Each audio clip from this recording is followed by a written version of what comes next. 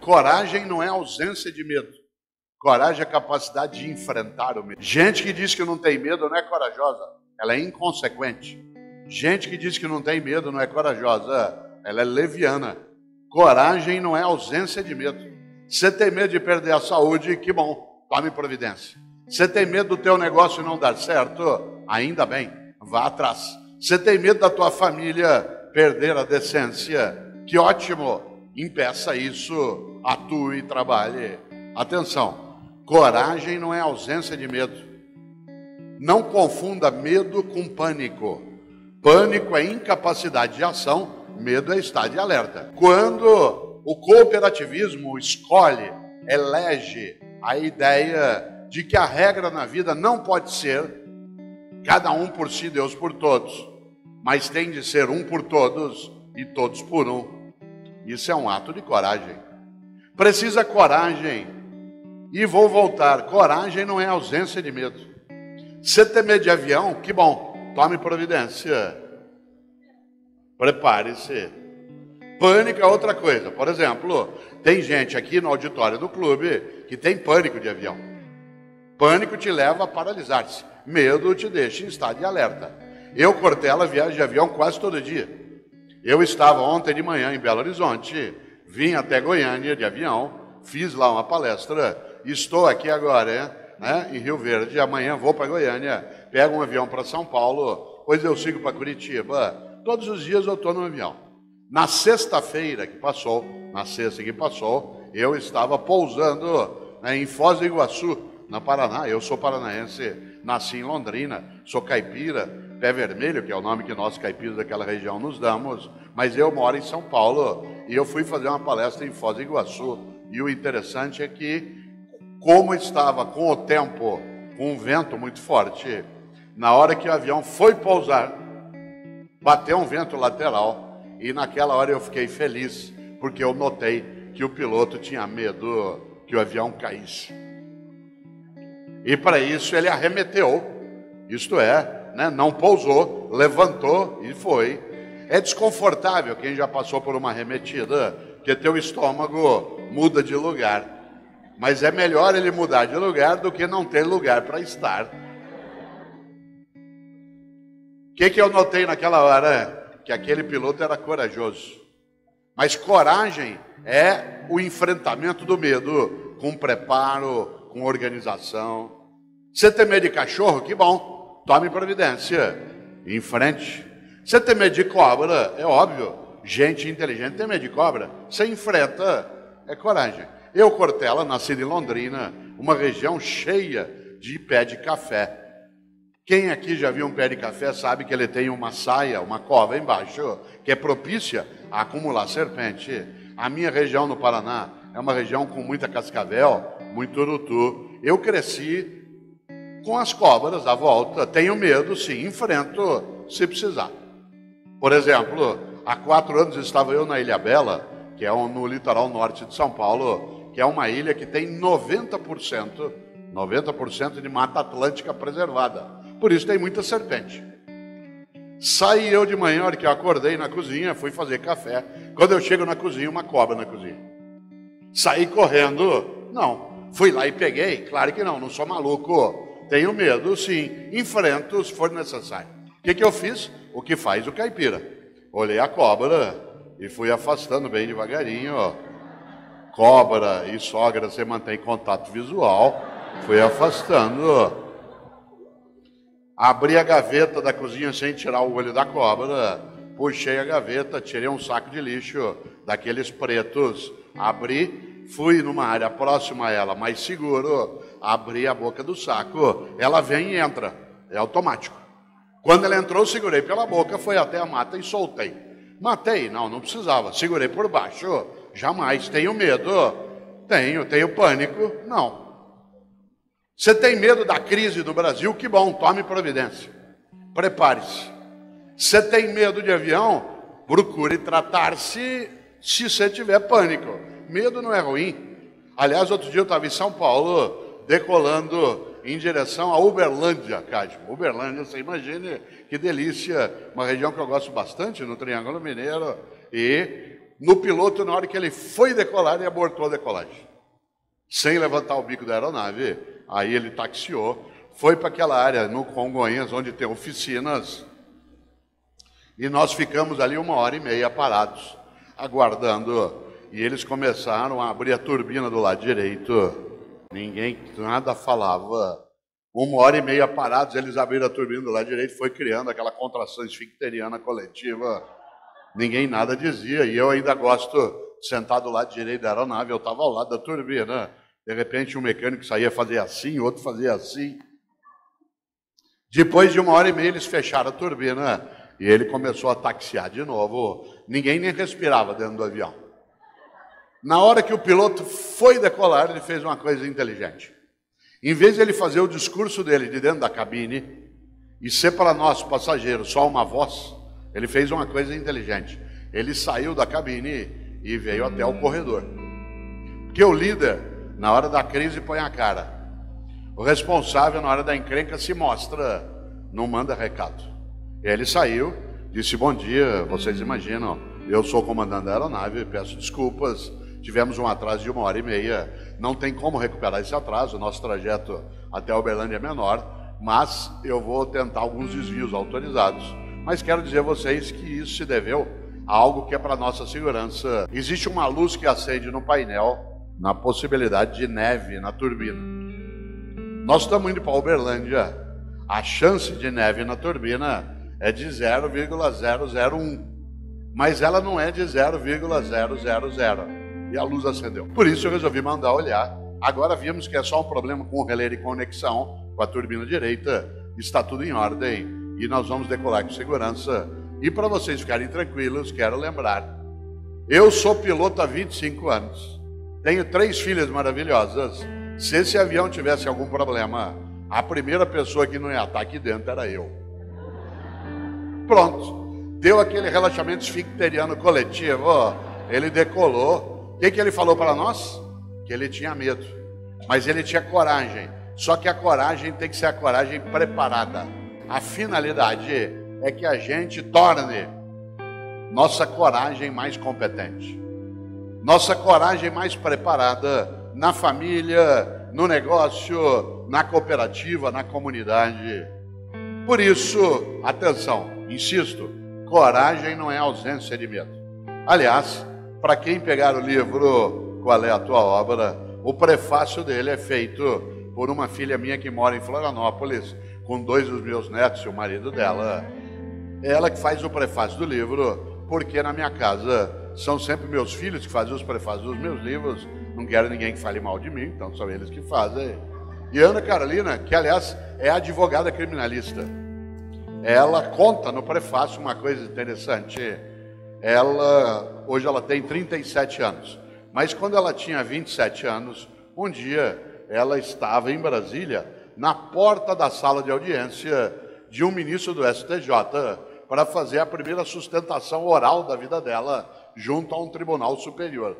Vocês imaginem, 27 anos de idade, na porta da sala de audiência de um ministro do STJ, obrigado, a perna dela não parava no lugar, ela tremia. Aí ela me ligou em São Paulo no celular e falou: pai, pelo amor de Deus, eu vou entrar agora para falar com o ministro do STJ, eu só tenho 27 anos, pai, por favor, me ajude, como é que eu faço para ser segura como você? Eu disse: espere 30 anos.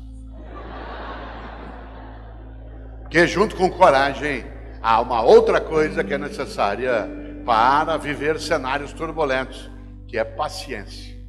Paciência. Paciência não é lerdeza.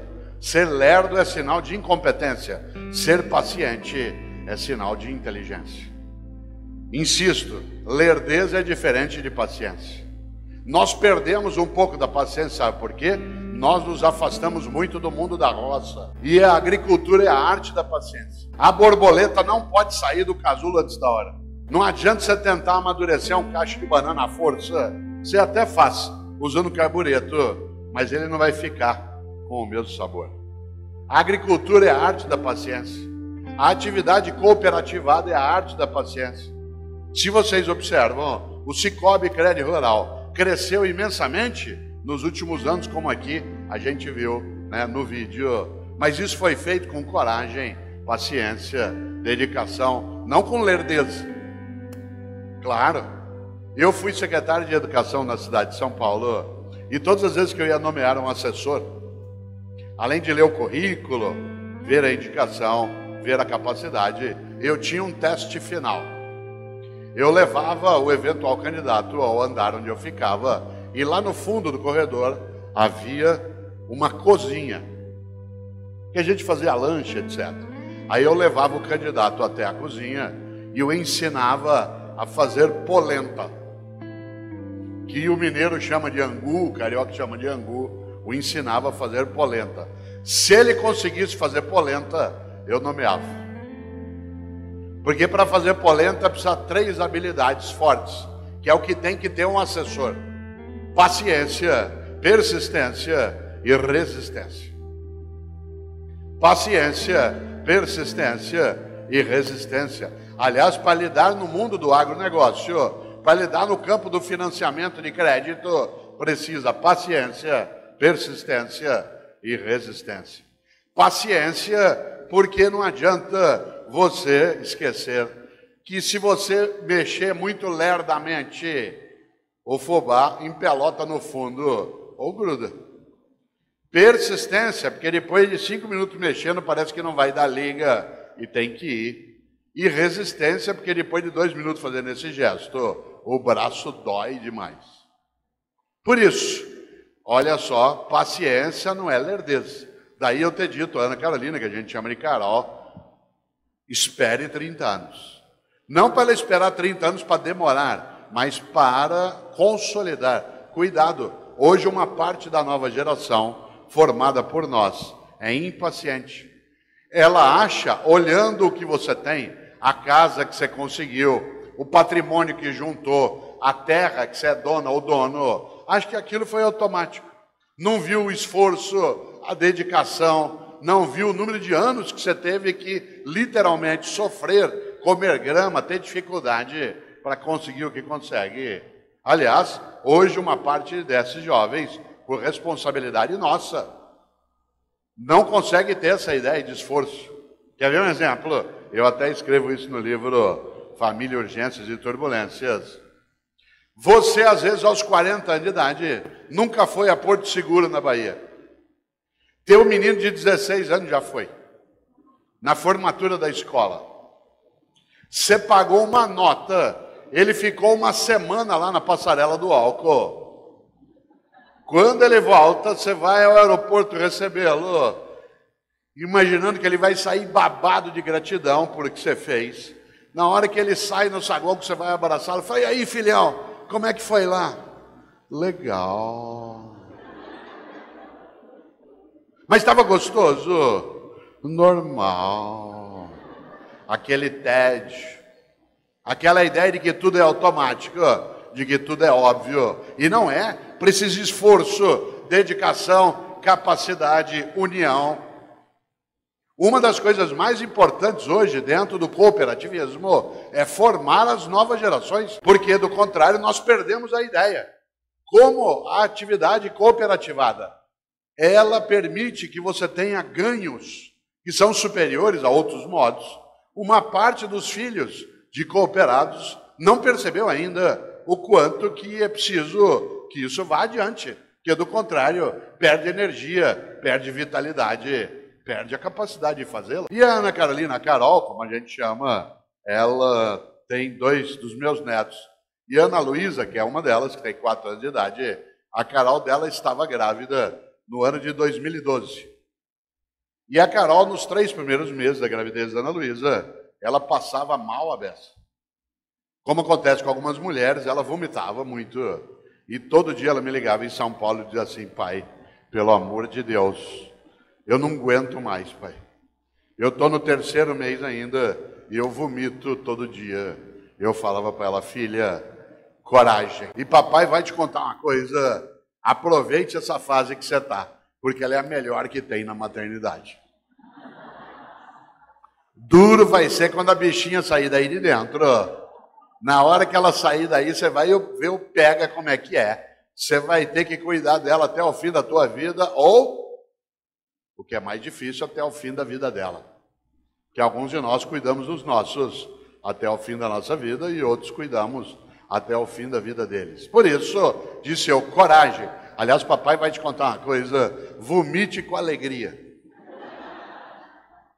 Porque no dia que ela sair daí, agora ela sabe o que significa cuidar, ir atrás. Tem que tomar conta. Minha mãe tem 88 anos de idade. Moramos em São Paulo, na mesma rua, próximos. E ela continua cuidando de mim. Ontem à noite ela me ligou, era 11 horas da noite. Falou, filho, onde você está? Falei, estou em Goiânia, mãe. Falou, já jantou? Falei, já. Falou, já escovou o dente? Eu não tinha escovado ainda. Falei, não, mas vou fazer já já. Imagine eu um avô de muito mais de 60 anos de idade. E ela continua tomando conta de mim. Claro. Por que isso? Porque ela tem medo. Medo que eu perca a saúde, que eu perca a condição, que eu perca a decência. O Brasil vive hoje um momento turbulento. A gente tem medo de perder a decência, de perder a esperança. Tem que ter coragem, mas a coragem tem que ser preparada, tem que ser buscada. Nesta hora quero lembrar cenários turbulentos, mudanças velozes. Negação, proteção ou superação. Há pessoas que frente ao cenário que é turbulento, recuam, se afastam, se aquietam e ficam dizendo uma frase perigosíssima que é: que horror, alguém tem que fazer alguma coisa. Olha que coisa interessante. Eu gosto demais de uma frase dos latinos que diziam algo que é importante para você e para mim. Aliás, eu vou lançar um livro com esse título no final desse ano, porque eu gosto demais dessa frase. Os latinos diziam: a sorte segue a coragem. A sorte segue a coragem. Às vezes você diz, mas aquela pessoa tem uma sorte danada. Olha como é que as coisas dão certo para ela. Não. O que ela tem é coragem de buscar, de fazer, de estudar, de procurar. A sorte segue a coragem. Não tenha a menor dúvida. Às vezes eu termino uma palestra e a pessoa, para me elogiar, me ofende sem querer. Ela diz assim: Cortella, você tem o dom da palavra. Me dá uma raiva quando ela fala isso. Porque quando ela diz que eu tenho o dom da palavra, ela está querendo dizer o quê? Que eu não tenho mérito nenhum, que eu não fiz esforço algum, que tudo é automático, que Deus me chamou e falou: vem aqui, você vai falar em público. Claro que não. Faz 60 anos que eu estou na escola, como aluno e professor. Para eu escrever 32 livros, eu tive que ler mais de 10 mil livros na minha vida. Cada dia eu estou numa cidade, conhecendo, conversando, sabendo. Hoje eu fui ao Crédito Rural logo na hora do almoço. Assim que eu cheguei, conversamos, aprendi. À tarde, agora há pouco, estava dando entrevista, ouvindo questões. Amanhã eu viajo, eu vou. Erro, acerto, procuro. E a pessoa vira e diz assim: olha só, você tem o dom da palavra. Dá vontade de remetê-la para o local certo e sabido. Claro que eu gosto de elogio. Ela pode dizer, você fala bem, mas dizer que eu tenho o dom. Se eu não tenho dúvida de que eu fui abençoado pela possibilidade de poder falar em público, mas eu tive que pegar esse dom e desenvolvê-lo. Não é uma coisa automática. Faz 42 anos que eu sou professor. Faz 42 anos que eu estou em cima de um espaço de comunicação. Por que eu estou dizendo isso? Porque a sorte segue a coragem. Às vezes me pergunto, Cortella, como é que você começou a falar em público? E eu faço isso no rádio, na televisão, faço aqui, faço numa sala de aula, faço diante de programa. Semana passada eu estava terça-feira na Fátima Bernardes, né, falando sobre um livro novo com o Marcelo Taz, era ao vivo. Gravei coisas que foram ao ar no Faustão no domingo agora, né, falando sobre o Dia do Trabalho. Faz parte do meu cotidiano. Quem olha falando, fala assim: nossa, olha só como é fácil.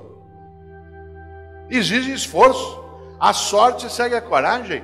Quando os cenários são turbulentos e as mudanças são velozes, eu preciso ser capaz de superar aquilo que me dificulta, proteger o que me ajuda e negar aquilo que não serve mais.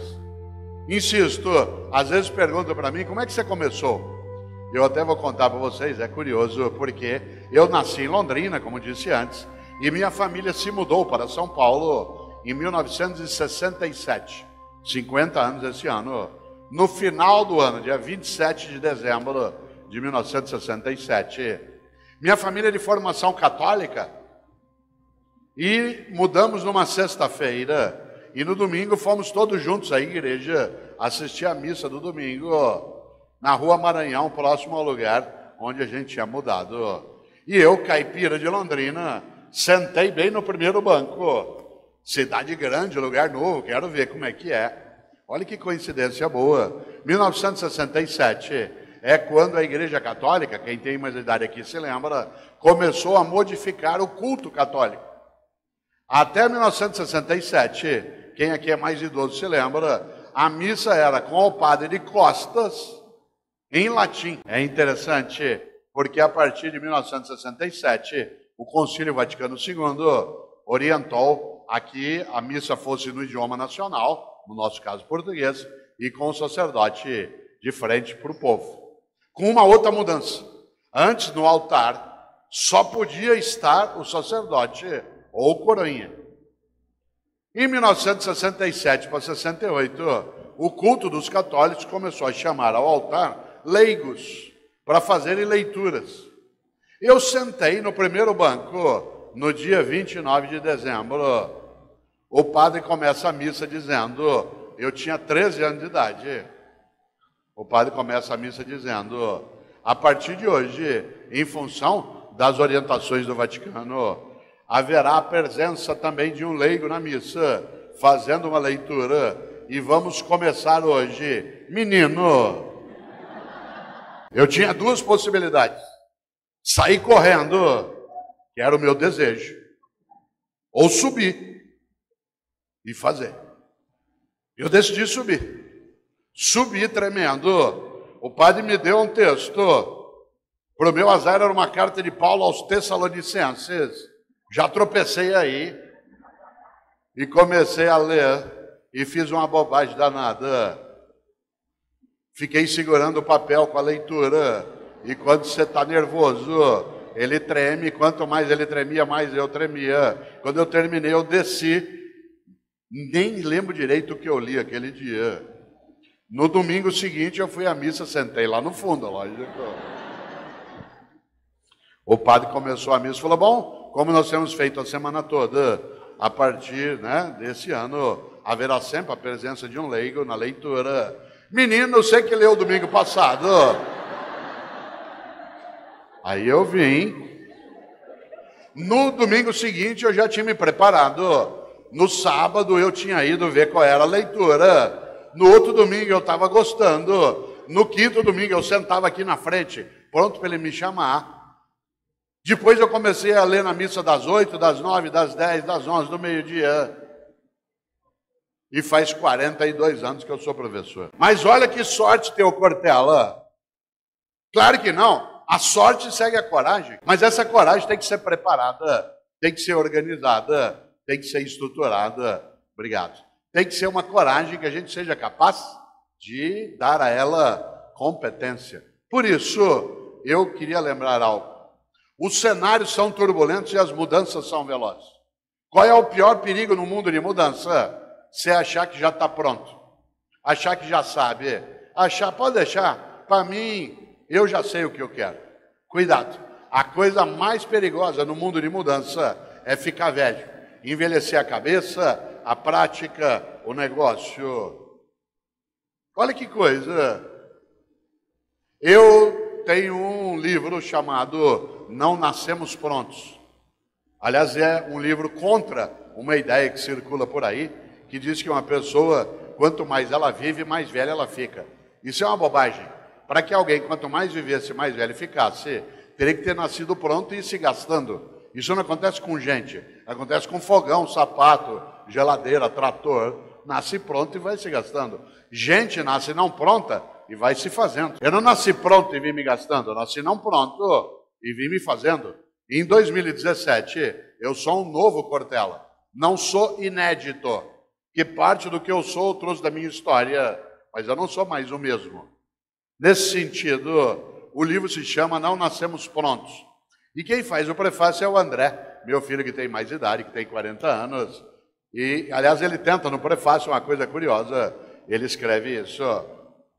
Ele tenta explicar no prefácio o que é ser filho de filósofo. Porque quando ele era criança, os amigos falam, o que teu pai faz? Ah, meu pai é filósofo. Ah, o que teu pai faz? E ele tenta explicar isso no prefácio. O André tem hoje 40 anos, mas quando ele tinha 18 anos, um dia ele estava fechado em casa, no quarto dele, ouvindo rap. Eu gosto de rap, mas não é qualquer rap que eu gosto. E eu sou filho de italiano, eu estava na sala ouvindo ópera. Eu gosto de ópera, mas não é qualquer ópera que eu gosto. Música boa para mim é aquela que me emociona. Se ela me emocionar, ela é boa. Tanto faz qual é a música. Quem aqui gosta de ópera sabe que ópera a gente ouve um pouquinho mais alto. O André saiu do quarto dele injuriado por causa da altura da música e veio até a sala para me dar uma bronca por causa da altura. Aliás, hoje ele gosta de ópera, na época não. E ele saiu de lá e veio até a sala. Aliás, eu estava ouvindo uma área do Puccini chamada Mio Babino Caro, meu papaizinho querido, que é uma área estupenda. Quem gosta de ópera sabe, ela é para soprano, não dá para eu cantar aqui, pelo óbvio, eu não sou. Foi gravado um dia por Maria Callas. É magnífico, eu até dou risada, porque tem gente que põe essa área na igreja, em cerimônia de casamento, na hora da bênção das alianças, e sempre eu dou risada, porque ou a pessoa não entende de ópera, ela entende muito de casamento, que a área fala de uma menina que vai se matar. Esse é o conteúdo da música. E a pessoa põe no casamento. Você sabe que a coisa mais perigosa que existe no mundo é incompetente com iniciativa. Incompetente com iniciativa é um perigo num centro cirúrgico, numa cooperativa, numa churrasqueira. E eu ouvindo lá Mio Babino Caro, aliás, acho que eu tenho. Você conhece? Desculpe se alguém aqui colocou já no próprio casamento. Pode até ter acontecido, quer dizer.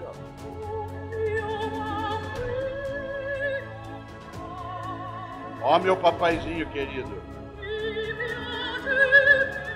tenha piedade de mim. Eu aqui na beira da Porta Rossa, em Florença. Ou o senhor me dá esse anel de noivado, ou eu me mato. E ela se mata. E a pessoa põe na igreja, na hora da bênção das alianças. Deve ser premonição. Eu ouvindo ópera, o André ouvindo rap. Ele saiu do quarto dele, veio até a sala e falou, pai, pelo amor de Deus, desliga isso, pai. Isso lá é música. Eu falei, André, meu filho, que pena. Você aos 18 anos de idade já está ficando vítima da indigência mental. Você aos 18 anos de idade fechou tua cabeça para aquilo que é diferente. Você aos 18 anos de idade está ficando impermeável à renovação do teu conhecimento. Você aos 18 anos de idade acha que o único tipo de música que presta é aquela que você já ouvia. Você aos 18 anos de idade não consegue ir além do lugar onde você já estava. Você aos 18 anos de idade está ficando refém da pobreza das ideias. Falou, pai, você está ficando louco. Eu falei, André, eu estou ficando louco, você está ficando velho. Atenção, não confunda idoso com velho. Idoso é uma pessoa que tem bastante idade. Velho é aquele que acha que já sabe, que já conhece, que não precisa mais aprender. Idoso é uma pessoa de 65, 70, 80 anos de idade. Velho você pode ser com 15 anos de idade, 20, 40, 60. Tem menino de 15 anos de idade que já está velho. Cheio de certeza, acha que já sabe. Aliás, ele acha que ele que inventou o mundo, que o mundo começou com ele. Tem gente de 50 anos de idade que está velha. Tem gente de 70 que não envelheceu. Não confunda idoso com velho. Uma pessoa velha é aquela que acha que já está pronta, aquela que acha que já sabe, aquela que não abre a cabeça e, portanto, nos cenários turbulentos, ela é incapaz de negar o que nela é velho, proteger o que precisa ser guardado porque é idoso e, claro, superar o que tem que ser levado adiante. Insisto na ideia. Há muitas pessoas aqui que são da área de educação escolar, são colegas meus, professoras e professores. Cuidado, eu sempre digo, você professora jovem, que acabou de entrar na docência, que começou a dar aula há 1 ano, 2, te dou um conselho, na escola, afaste de professora velha. Afaste de professora velha e aproxime-se de professora idosa. Que a professora idosa é aquela que continua aprendendo, indo buscar, participa, estuda, vai atrás. Está com 60 anos de idade, está ali. Cuidado com a professora velha. A professora velha é aquela que o tempo todo fica só te desanimando. Ih, fica na tua. Deixa, com a minha idade você vai aprender. Cuidado. Isso acontece numa cooperativa também. Gente que envelhece a cabeça. A prática acontece numa família, num negócio. Por isso, atenção, não confunda idoso com velho. Um museu, ao contrário do que pensam os tontos, não é lugar para coisa velha. Lugar para coisa velha é lixo ou reciclagem. Museu é lugar para coisa idosa. O idoso tem valor. Eu, Cortella, sou professor há 42 anos. Será que eu já sei dar aula? Até certo ponto. 42 anos de docência. Eu preciso entender algumas coisas para não envelhecer a cabeça. Eu estou vivendo cenários turbulentos. O aluno que entrou esse ano na universidade, aquele que entrou aqui em Goiás, que está aqui em Rio Verde, no primeiro ano de economia, administração, agronomia, veterinária, os alunos que já estão quase na metade do primeiro ano, que ano eles nasceram? 1999. No ano que vem chega na faculdade a primeira geração que nasceu no ano 2000. Para vários de nós aqui, o ano 2000 era uma referência do impossível. Ah, isso aí só no ano 2000. Já foram quase 18. Será que eu já sei dar aula? Ah, mas essa meninada... E os meus alunos nasceram em 1999. Domingo... Desculpe, segunda-feira agora... Foi aniversário de morte do Ayrton Senna. Meu aluno não conheceu o Ayrton Senna. Segunda-feira agora fez 22 anos da morte do Ayrton Senna. 23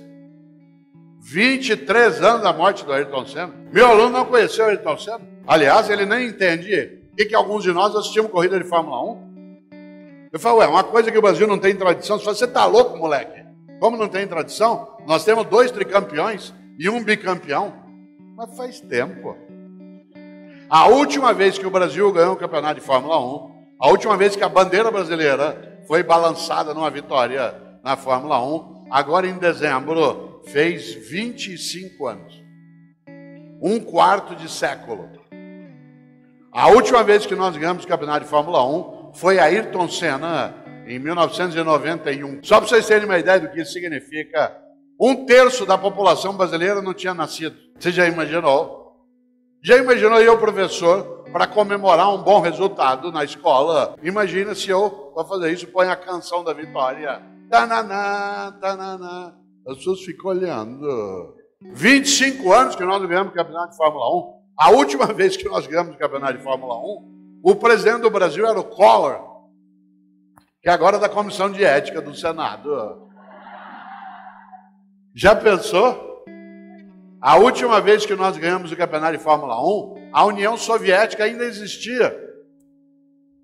Ela é dirigida pelo Gorbachev, homem que tinha um mapa na testa. O debate entre Hillary Clinton e Donald Trump, se fosse há 25 anos, não seria em torno do Estado Islâmico, que não existia, do Boko Haram, que não existia, da Al-Qaeda, que não existia.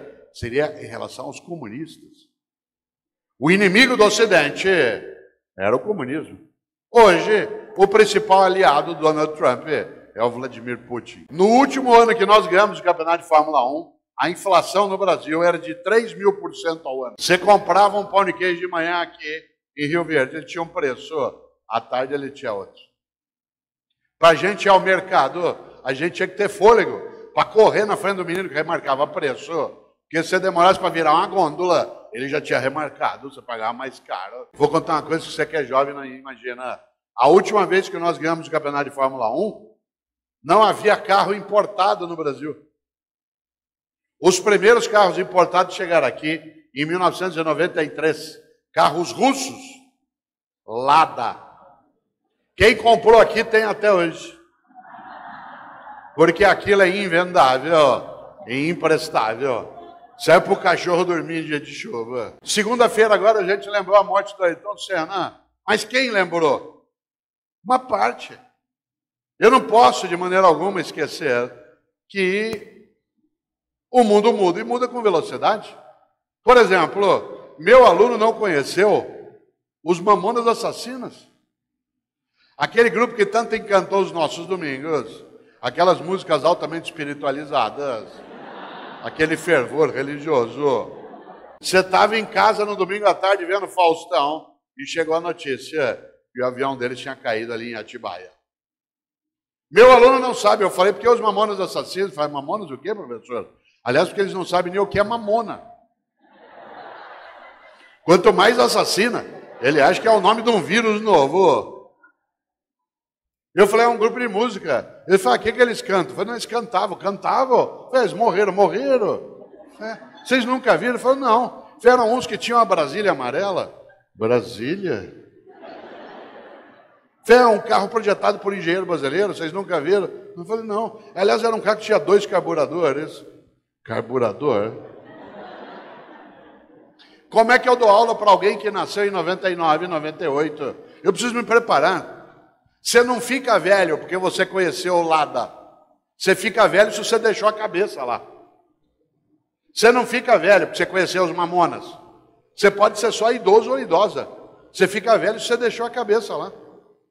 Quando eu conto para os meus alunos que Ayrton Senna não conheceu o celular em alta escala. Aliás, aqui nesse auditório, ninguém tinha celular no ano que o Senna morreu. E quem tinha, era raro e caro. E quem tinha, deixava tocar em público. Era sinal de status. Agora é vergonhoso. Outro dia eu fui fazer uma palestra numa penitenciária perto de Presidente Prudente. Pedi para os presos desligarem os celulares. Todos desligaram, isso é incrível. Pessoal gentil. Senna não conheceu o celular em alta escala. Você comprou o celular quando tinha algum dinheiro. Em 96, 97, era cara a beça. E era quase uma arma de defesa pessoal. Você conseguia trocar o pneu do carro, escorando com a bateria dele. Atenção. Em 20 anos ele fez zuf. Esse que está aqui na minha mão agora, manda e-mail, recebe e-mail, tem 6.000 músicas, grava foto, grava filme, ele tem GPS, tem cotação da bolsa, ele indica a temperatura, ele mostra o meu batimento cardíaco e, se eu precisar, faz ligação. Você está rindo? Meu aluno não usa isso para falar, ele usa para escrever. A mudança foi tão veloz que eles reinventaram o telégrafo. Quer falar com teu filho agora? Liga para ele, ele não responde. Manda uma mensagem, ele responde. Aliás, você sabe quando alguém é idoso, que ele está com isso no ouvido. Ninguém com menos de 20 anos de idade põe isso no ouvido. Põe no ouvido é idoso. Meu aluno não põe isso no ouvido, nem teu filho. E na hora de escrever, ainda escreve com um único dedo. Ou com 2. Há 20 anos, se você escrevesse com um dedo só, você era mandado embora da empresa. Agora ele escreve com um único dedo. E a gente não consegue. Gente com mais idade como eu tem que segurar com uma mão, fazer com a outra. Até de costas, parece uma galinha balançando. O mundo muda e muda com velocidade. Meu aluno não imagina que Ayrton Senna não conheceu internet. A internet no Brasil é de 1995. Olha só, a internet mudou o mundo, mudou o negócio, mudou a política, mudou a escola. Hoje é aniversário de morte de Mário Quintana, poeta gaúcho nascido em Alegrete, e morreu no dia 5 de maio de 1994, com 87 anos. Será que isso que eu estou falando é verdade? Há 30 anos, como é que você saberia se era verdade isso que eu estou falando?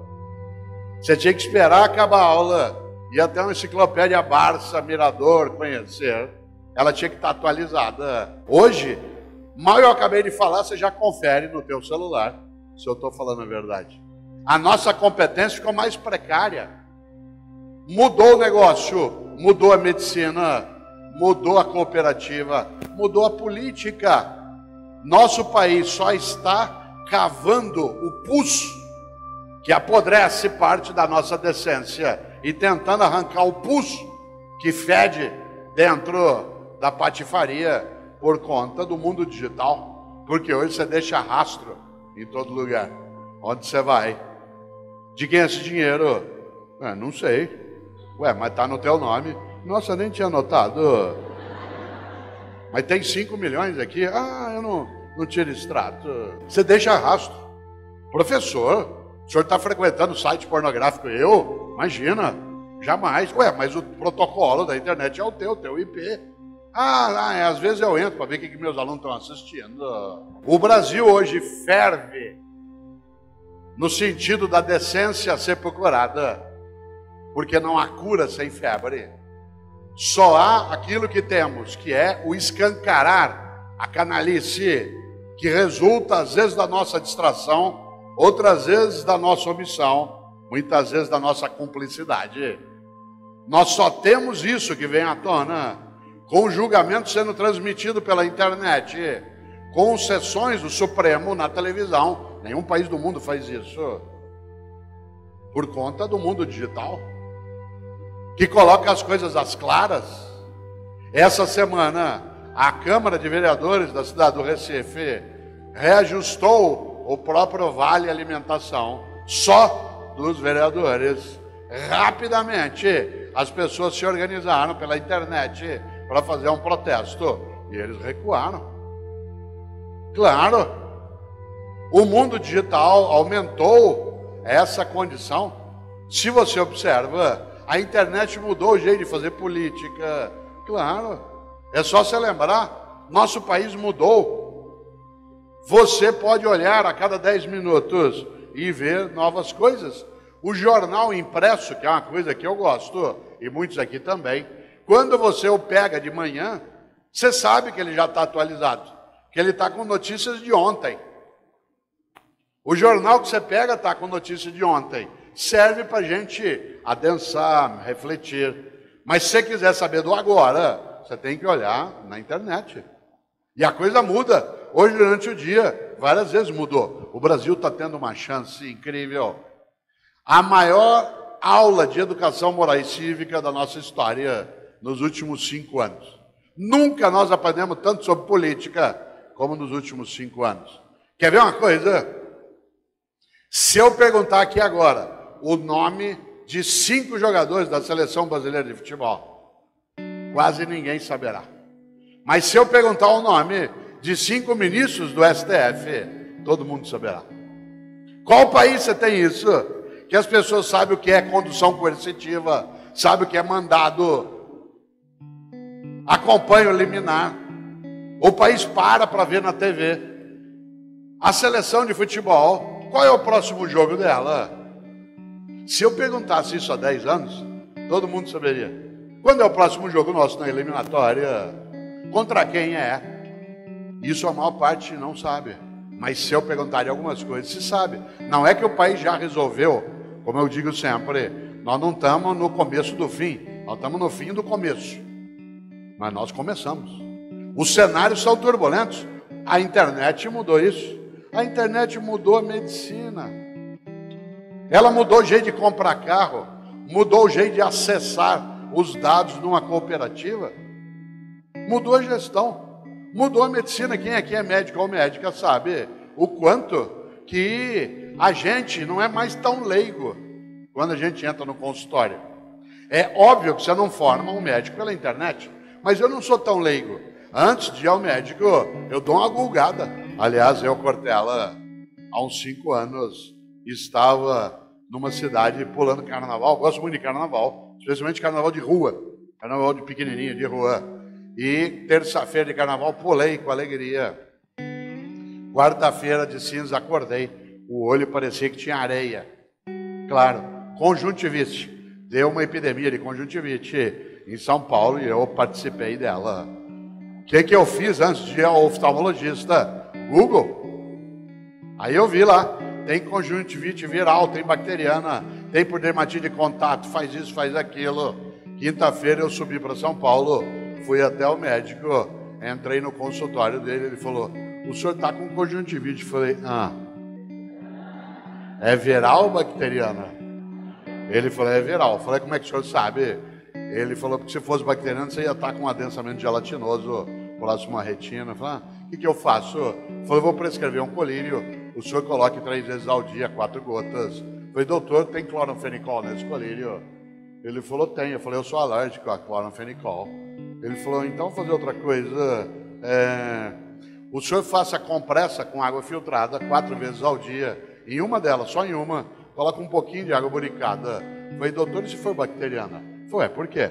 Ué, o senhor sabe que o boro, que é a base da água boricada, é um meio propício à proliferação de bactéria.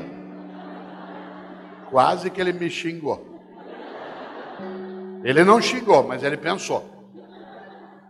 Claro que você não forma um médico pela internet, mas eu não sou tão leigo. O que eu quero dizer com isso? Os cenários são turbulentos e as mudanças são velozes. Qual é o pior modo? Envelhecer a cabeça, a prática